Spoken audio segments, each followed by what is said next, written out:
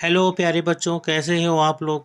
जैसा कि आप लोगों को मालूम है कि हरियाणा में वैकेंसियों के बहुत सारी नौकरियों की वैकेंसियां अभी आने वाली हैं और उसके लिए एचएससी का पेपर अनिवार्य हो गया है और बहुत जल्द एचएससी का पेपर होने वाला है।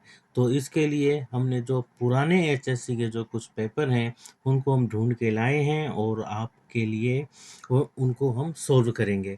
तो इसी प्रकार की वीडियो हम अपने नियमित रूप से डेली डाला करेंगे। तो हम आज का अपना पेपर को सॉल्व करना स्टार्ट करते हैं। अच्छा, इसमें बच्चों सभी प्रकार मतलब सभी विषयों से संबंधित प्रश्न हैं जिनको हम सॉल्व करेंगे, जिसमें English, Hindi, math, Haryana GK सभी हैं। तो हमारा मेन मकसद है पुराने पेपरों को सॉल्व करना कि क्योंकि जैसा कि आप लोगों को मालूम है ही है कि बहुत से प्रश्न ऐसे होते हैं जो बार बार रिपीट होते हैं। तो पुराने पेपरों को अगर हम सॉल्व करेंगे तो उसमें से निश्चित रूप से कुछ प्रश्न तो हमारे ज़रूर आएंगे। तो ठीक है, हम अपना आज का पेपर सॉल्व करना स्टार्ट करते हैं और हमारा आज का पहला प्रश्न है, निम्नलिखित में से कौन सा पक्षी विहार हरियाणा के गुरुग्राम में स्थित है। हमारा पहला प्रश्न है, निम्नलिखित में से कौन सा पक्षी विहार हरियाणा के गुरुग्राम में स्थित है। और इसका राइट आंसर है सुल्तानपुर पक्षी विहार। कौन सा पक्षी विहार बच्चों? सुल्तानपुर पक्षी विहार। अब हमारा दूसरा प्रश्न देखिए। हमारा दूसरा प्रश्न है, किस चिकित्सक ने दर्शाया कि रक्त को शरीर में हृदय द्वारा पंप किया जाता है। अच्छा बच्चों, ये शब्द जो है ना हिंदी का शब्द है चिकित्सक। तो हो सकता है कि कुछ बच्चों को ये पता ना हो। वैसे तो आप लोग मुझे मालूम है बहुत माइंडेड हैं, लेकिन फिर भी कुछ बच्चों को हो सकता हो है ये मालूम ना हो कि चिकित्सक किसको कहते हैं। तो चिकित्सक का मतलब होता है डॉक्टर। ये शुद्ध रूप में, शुद्ध हिंदी में डॉक्टर को चिकित्सक कहा जाता है। तो किस चिकित्सक ने दर्शाया कि रक्त को शरीर में हृदय द्वारा पंप किया जाता है। तो इसका राइट आंसर है विलियम हार्वे ने। जी हाँ, इसका राइट आंसर है विलियम हार्वे, यानी कि सी ऑप्शन। ओके, अब हमारा नेक्स्ट क्वेश्चन है, हरियाणा की निम्नलिखित में से कौन सी नृत्य शैली महाभारत के युद्ध के दिनों से चली आ रही है। यानी कि बहुत पुरानी नृत्य शैली हरियाणा की जो महाभारत के समय से चली आ रही है। तो इसके लिए हमारे पास चार ऑप्शन है, खोड़िया, सांग, डफ और धमाल। अब बच्चों जल्दी से आप इसका उत्तर दीजिए। जी हाँ, इसका उत्तर है डी, यानी कि धमाल। जो नृत्य की धमाल शैली है ना वो महाभारत के युद्ध से हरियाणा में चली आ रही है। हमारा नेक्स्ट प्रश्न है, थे पोलर का प्राचीन स्थल हरियाणा में कहाँ स्थित है। थे पोलर का प्राचीन स्थल हरियाणा में कहाँ स्थित है। तो इसका राइट आंसर बताइए बच्चों, क्या है? बताइए बताइए क्या आंसर है। इसका राइट आंसर है डी, कैथल। थे पोलर का जो प्राचीन स्थल है वो हरियाणा में कहाँ स्थित है? कैथल में स्थित है। तो इसका भी राइट आंसर है डी, यानी कि कैथल। अच्छा बच्चों, अब हमारा नेक्स्ट क्वेश्चन है मैथ से। ये हमारा नेक्स्ट क्वेश्चन मैथ से है बच्चों। तो इसको तो आप ऐसे सॉल्व कर ही लेंगे, लेकिन हम फिर भी इसका उत्तर आपको बता रहे हैं। एक आदमी के पास 37.5 मीटर कपड़ा है और उसे 1 मीटर कपड़े में से 8 टुकड़े बनाने हैं। 1 मीटर कपड़े में से कितने टुकड़े बनाने हैं? 8 टुकड़े बनाने हैं। तो वह इस कपड़े में से कितने टुकड़े बना सकता है? बताइए बच्चों, कितने टुकड़े बना सकता है? तो इसका उत्तर है डी, इनमें से कोई भी नहीं। ठीक है, अब हमारा अगला क्वेश्चन है, हरियाणा में 1857 की क्रांति का प्रारंभ कहाँ से हुआ। तो हरियाणा में 1857 की क्रांति का प्रारंभ हुआ अम्बाला से। तो इसका राइट आंसर है ए। हरियाणा में 18 स्वतंत्रता की क्रांति का प्रारंभ कहाँ से हुआ बच्चों? अम्बाला से। तो सबसे पहले अम्बाला से हरियाणा में स्वतंत्रता का आंदोलन शुरू हुआ था। ठीक है, अब हमारा नेक्स्ट क्वेश्चन है ऋग्वेद में। ठीक है बच्चों, ऋग्वेद में डैश का उल्लेख स्थानीय सब इकाइयों के रूप में किया गया है। तो इसका राइट आंसर है बच्चों डी, उपर्युक्त सभी, यानी ए समिति भी, बी विधाता भी और सी सभा भी। ऋग्वेद में समिति, विधाता, सभा का उल्लेख स्थानीय सब इकाइयों के रूप में किया गया है। अब हमारा आठवां प्रश्न है, 6 संख्याओं का औसत 3.95 है। इनमें से 2 का औसत 3.4 जबकि अन्य 2 का औसत 3.85 है। तो बची हुई 2 संख्याओं का औसत है, बताइए बच्चों क्या औसत है। तो इसका आंसर है बच्चों ए। ठीक है, यानी कि 4.6। अब हमारा अगला क्वेश्चन है, निम्नलिखित में से किस पुस्तक में अग्रोहा का उल्लेख है? अब अग्रोहा हरियाणा में कहाँ पर है? हिसार में। अग्रोहा हरियाणा के हिसार जिले में स्थित है। ठीक है, तो और अग्रोहा का वर्णन निम्नलिखित में से किन पुस्तक में हुआ है? तो इसमें है ए दिव्यावदान, बी रास तरंगिनी, सी मालती माधव और डी अभिज्ञान शकुंतला। तो इसका सही आंसर है बच्चों ए दिव्यावदान। दिव्यावदान पुस्तक में अग्रोहा का उल्लेख हुआ है। ठीक है बच्चों, अब हमारा नेक्स्ट क्वेश्चन की ओर अब हम बढ़ते हैं। ठीक है, हमारा नेक्स्ट क्वेश्चन है, श्रृंखला श्रृंखला पूर्ण करिए। ठीक है, श्रृंखला को हमें क्या करना है? पूर्ण करना है। तो इसमें श्रृंखला कैसे क्या दिया हुआ है? इसमें अंक दिए गए हैं 2, 3, 6, 15, 42 और हमको बताना है नीचे दिए गए ऑप्शनों में से कि इसमें राइट आंसर कौन सा है। तो ए 1 2 3, बी 9 4 या सी 8 4 या डी 6 0। तो बताइए बच्चों, ये रीजनिंग का प्रश्न है बच्चों। ठीक है, फटाफट से इसका उत्तर दीजिए। चलिए दीजिए। और इसका राइट आंसर है 1 2 3। जी हाँ, इसका राइट आंसर है 1 2 3। अच्छा बच्चों, हम यहाँ पेपर को अभी हल मतलब हम डायरेक्ट इसका आंसर बता रहे हैं अभी, क्योंकि ये पुराने पेपर हैं। ठीक है, ये पुराने पेपर हैं, तो इनको हम अभी डायरेक्ट हल करवा रहे हैं। अभी हम अलग अलग विषयों को नहीं पढ़ा रहे हैं, तो इसलिए हम आपको सीधा इसका ऑप्शन बता रहे हैं कि इसका ऑप्शन है ए 1 2 3। जब हम रीजनिंग, साइंस, इंग्लिश या हरियाणा जीके, हिस्ट्री पढ़ाएंगे तो उसमें भी अलग से पढ़ाएंगे कि आपको पेपर को हल कैसे करना है। ठीक है, तो हम फिलहाल पेपर को हल ही कर रहे हैं डायरेक्ट, इसलिए मैं आपको सीधा इसका उत्तर बता रहा हूँ। तो 10 का क्या उत्तर है? श्रृंखला पूर्ण कीजिए। 2 3 6 15 42, इसका उत्तर है ए। और ए क्या? 123, यानी कि 1 2 3। ओके बच्चों, ठीक है, तो अब हम अपने अगले प्रश्न की ओर बढ़ते हैं। एक पृष्ठ के बाएं दाएं शीर्ष और तल के एक दूसरे छोर तक के खाली स्थान को क्या कहते हैं? बताइए क्या कहते हैं? तो इसका उत्तर है डी मार्जिन्स। मार्जिन्स कहते होते हैं। ठीक है, एक पृष्ठ के बाएं दाएं शीर्ष और तल के एक से दूसरे छोर तक के खाली स्थान को कहते हैं मार्जिन्स। ठीक है बच्चों, क्या कहते हैं? मार्जिन्स। तो इसका उत्तर है डी मार्जिन्स। अच्छा, अब हम आ गए अपने 12वें प्रश्न पे।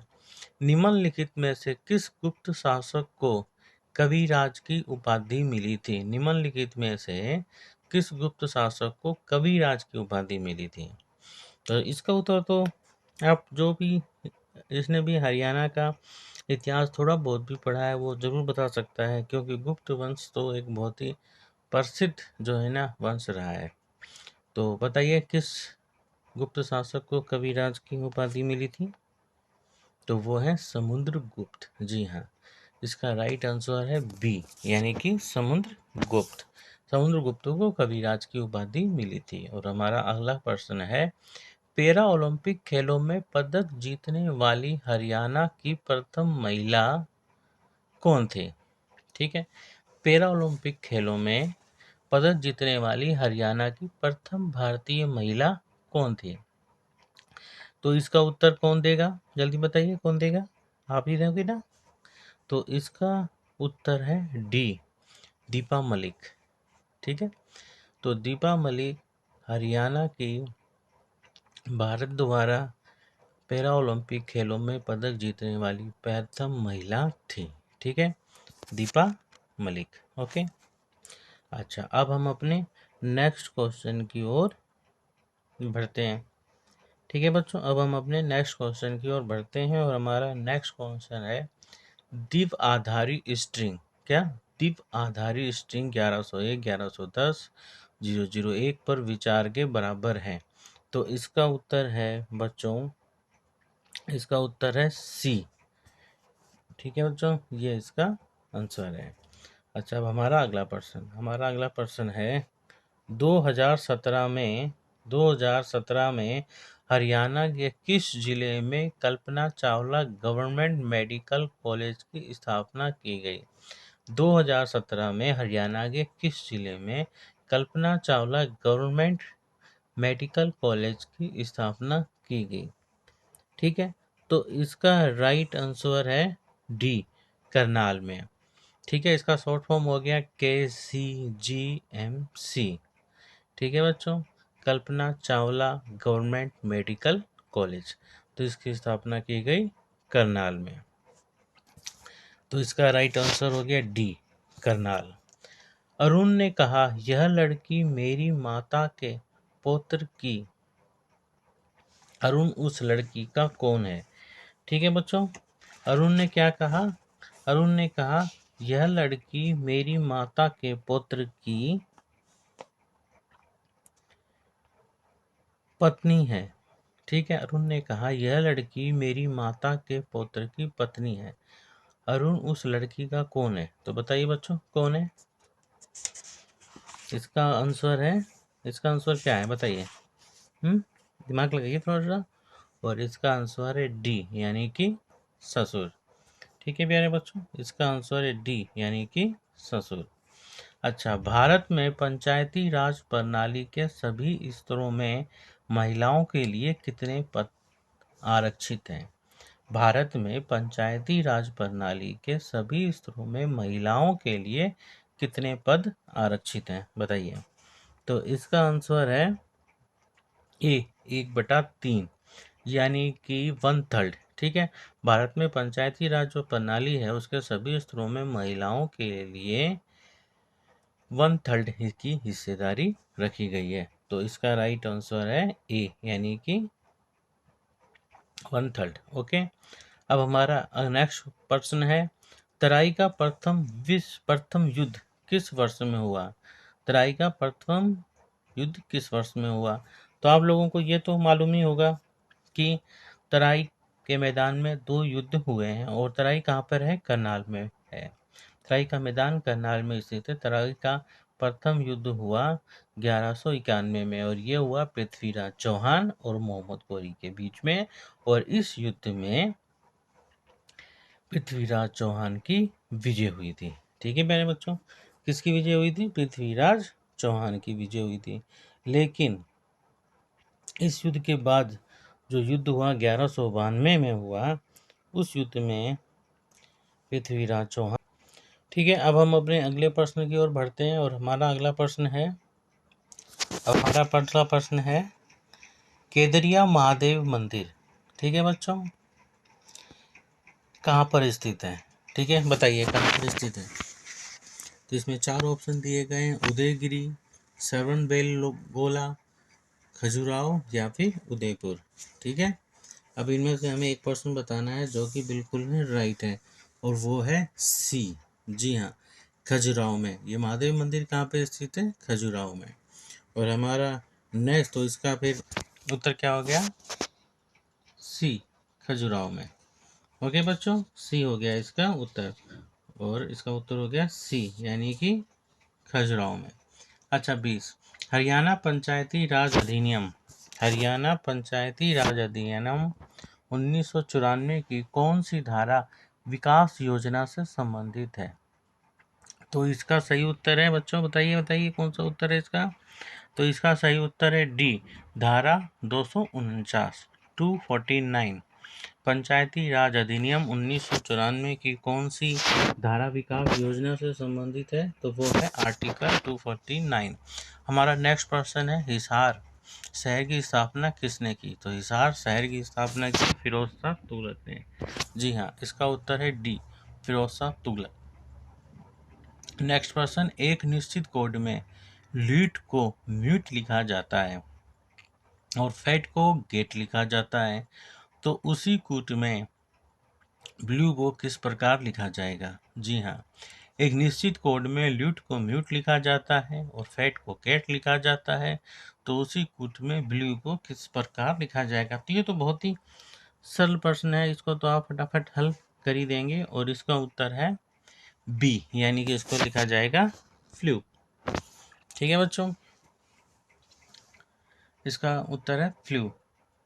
ल्यूट को म्यूट लिखा जाता है और फैट को गेट, तो ब्लू को लिखा जाएगा फ्लू।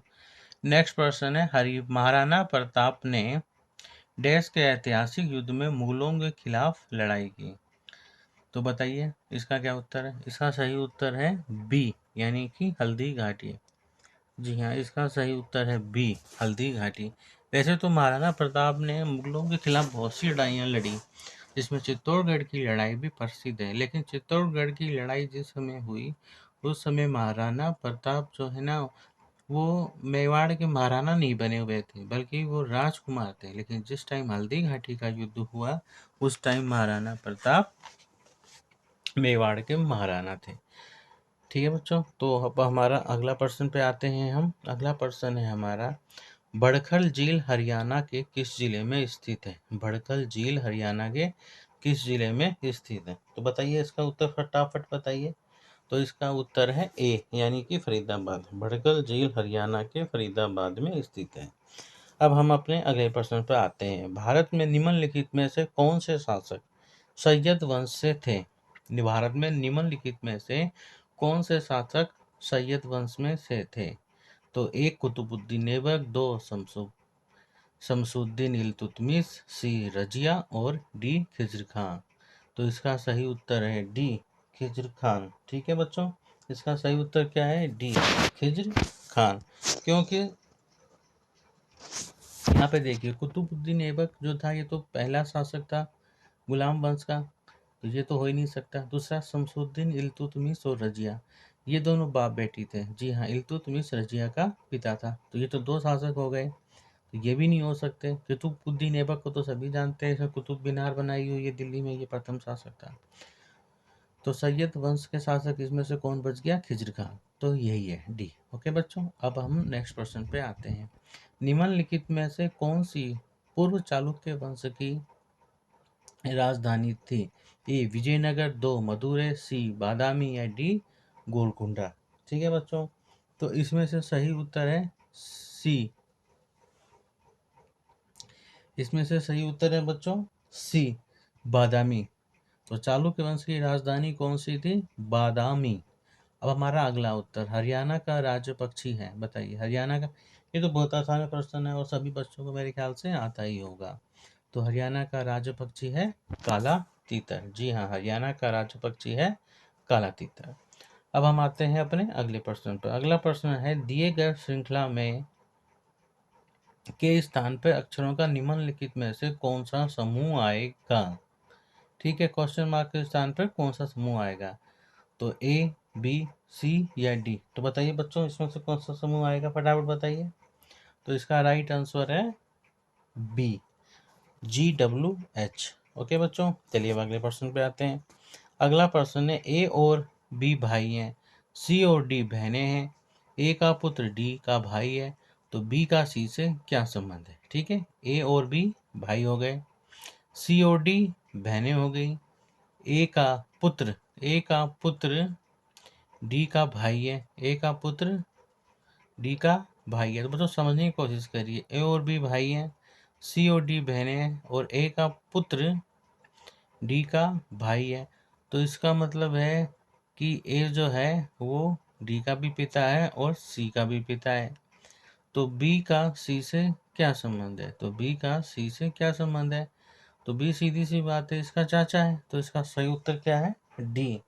ठीक है बच्चों, इसका सही उत्तर है डी। अब हम आते हैं अपने अगले प्रश्न की ओर। ठीक है बच्चों, डी। ओके,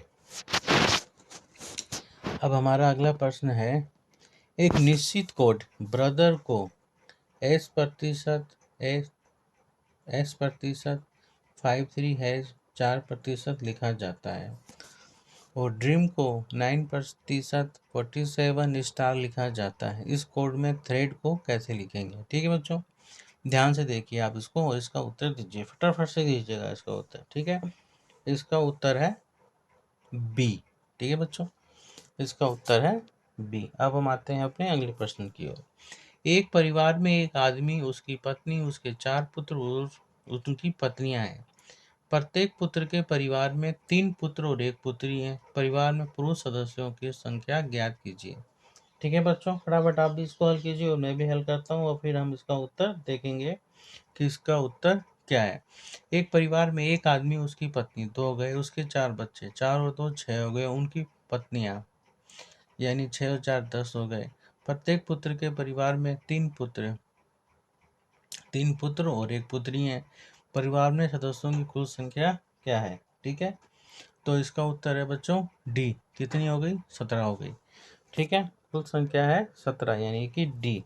अब हम अपने नेक्स्ट क्वेश्चन पे आते हैं। नेक्स्ट क्वेश्चन है हमारा, हरियाणा का विकास निगम लिमिटेड की स्थापना कब हुई? हरियाणा वन विकास निगम यानी HFDC लिमिटेड की स्थापना कब हुई?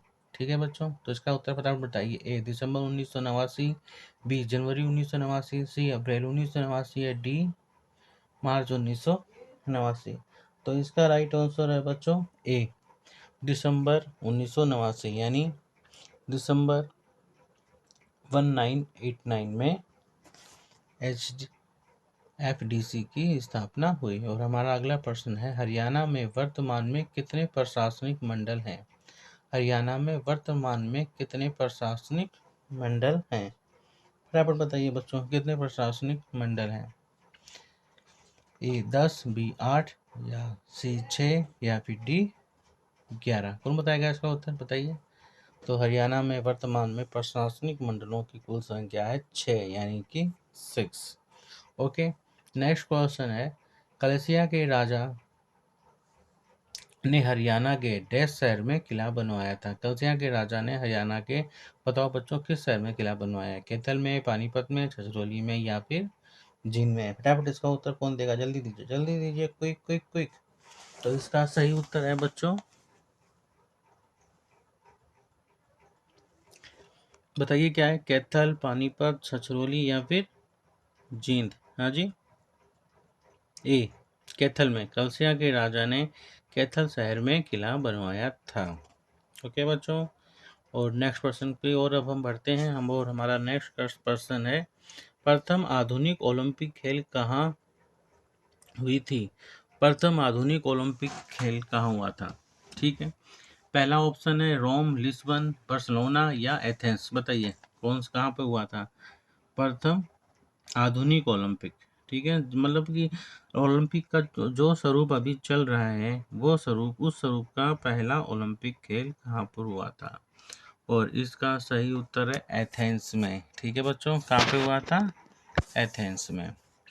अच्छा, अब हम अपने अगले प्रश्न की ओर आते हैं। हमारा अगला प्रश्न है, संख्याओं 574, 658, 821, 945, 247 में से यदि प्रत्येक संख्या के पहले अंक से 1 घंटा दिया जाए तो इस प्रकार बनने वाली कितनी संख्याएं 3 द्वारा विभाज्य हैं? तो बताइए बच्चों, कौन देगा इसका प्रश्न? फर्स्ट, सबसे जल्दी, सबसे फास्ट इसका उत्तर कौन देगा? और इसका उत्तर है बी, यानी कि 3। ओके, अब हम बढ़ते हैं अपने अगले प्रश्न की ओर। ठीक है बच्चों, अब हम कहाँ बढ़ते हैं? अब हम बढ़ते हैं अपने अगले प्रश्न की ओर। और हमारा अगला प्रश्न क्या है? हमारा अगला प्रश्न है, निम्नलिखित में से कौन सी हैकिंग की विधि या विधियां हैं? ठीक है, हैकिंग यानी जो कंप्यूटर की हैकिंग होती है ना, उसके बारे में ये प्रश्न है। तो निम्नलिखित में से कौन सी हैकिंग की विधि या विधियां हैं? तो number 1 social engineering, spoofing, sniffing या उपर्युक्त सभी। फटाफट बताइए क्या उत्तर है इसका? ठीक है, सोचिए सोचिए, जल्दी सोचिए। और इसका उपर्युक्त सभी, यानी इन सभी विधियों के द्वारा हम हैकिंग कर सकते हैं। और हमारा नेक्स्ट प्रश्न है, 2 अक्टूबर 1959 यानी 1959 में पंचायती राज का उद्घाटन भारत में हुआ, डैश में हुआ था? तो किस राज्य में, मतलब पंचायती राज का उद्घाटन 1959 में हुआ था? तो इसका सही उत्तर है ए, यानी कि राजस्थान में। जी हाँ, पंचायती राज का उद्घाटन हुआ था राजस्थान में। तो प्यारे बच्चों, इसका उत्तर क्या आएगा? क्या आएगा? जल्दी बताइए, जल्दी बताइए। इसका उत्तर आएगा ए, यानी कि राजस्थान। ठीक है, तो बच्चों आज हमने 38 क्वेश्चंस को सॉल्व किया है, और इसी प्रकार हम डेली वीडियो डालेंगे और दूसरे प्रश्नों को भी हल करेंगे। और डेली हम कोई ना कोई पुराने प्रश्न पत्रों को ढूंढ के लाएंगे और उन्हें हल करवाएंगे। तो ओके बच्चों, कल तक के लिए बाय बाय। और आपको जो आज हमने प्रश्न कराए हैं, तो हमारा विचार है कि आप लोगों को अच्छा ज़रूर लगा होगा और आप लोगों को इससे ज़रूर लाभ मिलेगा। ओके बच्चों।